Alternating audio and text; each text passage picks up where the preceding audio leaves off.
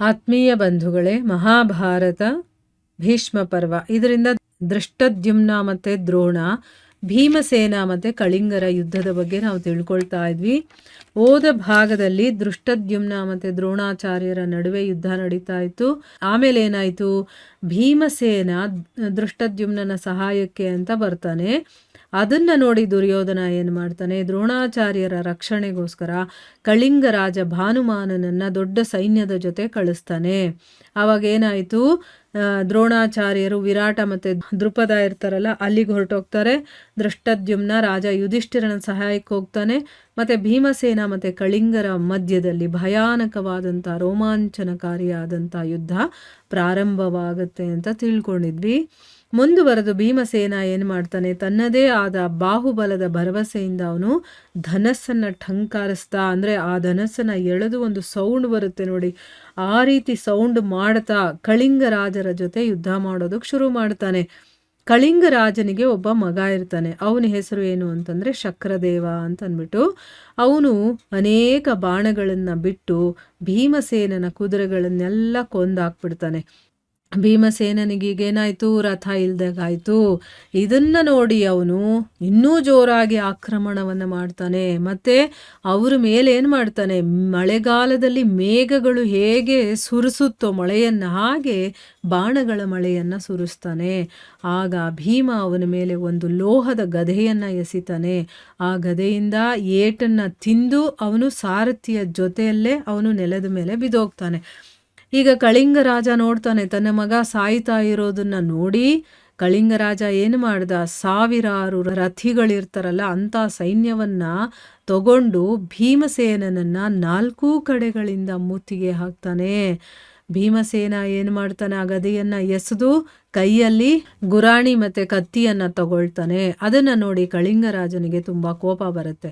ಮತ್ತು ಅವನೇನು ಮಾಡ್ತಾನೆ, ಭೀಮಸೇನನ ಪ್ರಾಣವನ್ನು ತಗೊಳ್ಳೋ ಅಂತ ಒಂದು ಆಸೆಯನ್ನು ಇಟ್ಕೊಂಡು ಅವನ ಮೇಲೆ ಸರ್ಪದ ಹಾಗೆ ಒಂದು ವಿಷ ಇರುವಂಥ ಬಾಣವನ್ನು ಬಿಡ್ತಾನೆ.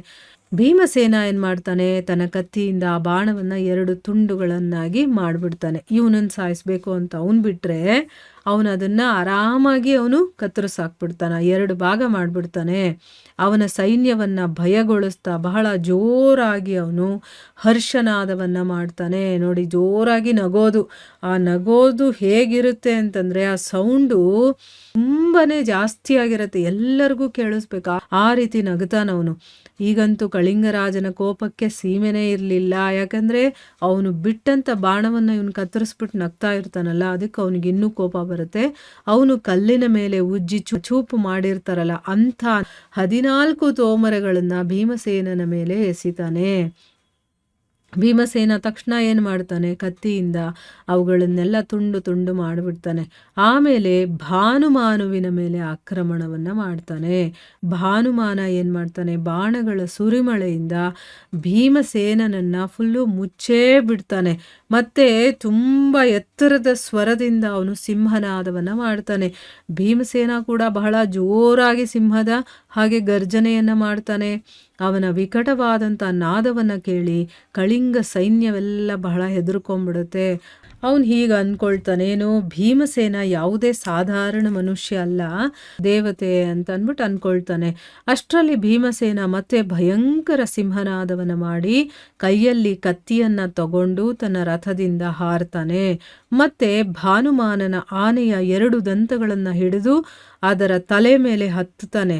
ಅವನು ಹತ್ತುತ್ತಾ ಇರೋದನ್ನು ನೋಡಿ ಭಾನುಮಾನ ಏನು ಮಾಡ್ತಾನೆ, ಒಂದು ತ್ರಿಶೂಲದ ಪ್ರಹಾರವನ್ನು ಮಾಡ್ತಾನೆ.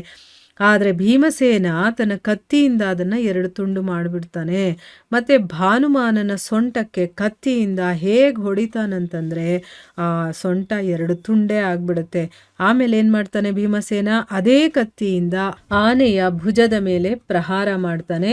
ಭುಜ ಕತ್ತರಿಸಿ ಹೋದ ಕಾರಣದಿಂದ ಆನೆ ಗೀಳಿಡ್ತಾ ನೆಲದ ಮೇಲೆ ಬೀಳುತ್ತೆ. ಅದು ಒಂಥರ ಕೂಗುತ್ತಲ್ವ, ಅದನ್ನು ಗೀಳಿಡೋದು ಅಂತ ಹೇಳ್ತಾರೆ.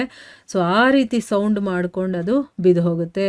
ಜೊತೆಯಲ್ಲೇ ಭೀಮಸೇನ ಕೂಡ ಎಗರಿ ಕತ್ತಿಯನ್ನು ಹಿಡ್ಕೊಂಡು ಅವನು ನೆಲದ ಮೇಲೆ ನಿಂತ್ಕೊಳ್ತಾನೆ. ಎಗ್ರಿ ಅವನು ನೆಲದ ಮೇಲೆ ನಿಂತ್ಕೊಂಡಿರ್ತಾನೆ, ಆದರೆ ಅವನ ಕೈಯಲ್ಲಿ ಕತ್ತಿ ಇರುತ್ತೆ. ಈಗ ಅವನು ಏನು ಮಾಡ್ತಾನೆ, ದೊಡ್ಡ ದೊಡ್ಡ ಆನೆಗಳನ್ನು ಕೂಡ ಹೊಡಿತಾ ಬೀಳಿಸ್ತಾ 4 ಕಡೆ ತಿರುಗಾಡೋದಕ್ಕೆ ಶುರು ಮಾಡ್ತಾನೆ. ಅವನು ಆನೆ ಸವಾರರ ಸೈನ್ಯದ ಒಳಗಡೆನೆ ನುಗ್ಗಿಬಿಡ್ತಾನೆ. ಮತ್ತೇನು ಮಾಡ್ತಾನೆ, ಚೂಪಾದ ಕತ್ತಿಯಿಂದ ಅವರ ಶರೀರ ಮತ್ತು ತಲೆಯನ್ನೆಲ್ಲ ಕತ್ತರಿಸ್ತಾ ಇರ್ತಾನೆ. ಭೀಮಸೇನ ಆ ಸಮಯದಲ್ಲಿ ಬರಿಗಾಲಿನಲ್ಲಿ, ಅಂದರೆ ಅವನು ರಥನೂ ಇಲ್ಲ, ಮತ್ತು ಕುದುರೆ ಇಲ್ಲ, ಆನೆ ಇಲ್ಲ, ಏನೂ ಇಲ್ಲ, ಕಾಲ್ನಡಿಗೆಯಲ್ಲಿ ನಡ್ಕೊಂಡು ಒಂಟಿಯಾಗಿದ್ದ. ಆದರೂ ಕೂಡ ಕೋಪದಿಂದ ತುಂಬಿರುವಂಥ ಪ್ರಳಯ ಕಾಲದ ಯಮರಾಜನ ಹಾಗೆ ಅವನು ಶತ್ರುಗಳ ಭಯವನ್ನು ಹೆಚ್ಚಿಸ್ತಾ ಇದ್ದ. ನೋಡಿ ಎಷ್ಟು ಬಲಶಾಲಿ ಅಂತಂದರೆ ಅವನನ್ನು ಎದುರಿಸ್ಬೇಕು ಅಂದರೆ ಭಾರಿ ಕಷ್ಟ ಇದೆ. ಮತ್ತು ಅವನು ಮಾಡುವಂತಹ ಗರ್ಜನೆ ಇದೆ ನೋಡಿ, ಅವನ ವಾಯ್ಸು, ಅದರಿಂದನೇ ಎಷ್ಟೋ ಸೈನಿಕರು ಭಯದಿಂದ ಹಾರ್ಟ್ ಅಟ್ಯಾಕ್ ಆಗುತ್ತೆ ಅಂತ ಹೇಳ್ತಾರಲ್ಲ, ಆ ರೀತಿ ಎದೆ ಹೊಡ್ಕೊಂಡು ಸಾಯ್ತಾ ಇರ್ತಾರೆ. ಅಷ್ಟೊಂದು ಅವನ ಒಂದು ಗರ್ಜನೆಯಲ್ಲಿ ಶಕ್ತಿ ಇರುತ್ತೆ ಅಂತ ಹೇಳ್ತಾರೆ. ಸೊ ಈಗೇನಾಯಿತು, ಶತ್ರುಗಳ ಒಂದು ಸೈನ್ಯದಲ್ಲಿ ಭಯ ಅನ್ನೋದು ಬಂದ್ಬಿಟ್ಟಿದೆ. ಮುಂದುವರೆದು ಏನೆಲ್ಲ ಆಗುತ್ತೆ ಅಂತ ನಾವು ಮುಂದಿನ ಭಾಗದಲ್ಲಿ ತಿಳ್ಕೊಳ್ಳೋಣ. ಹರೇ ಕೃಷ್ಣ.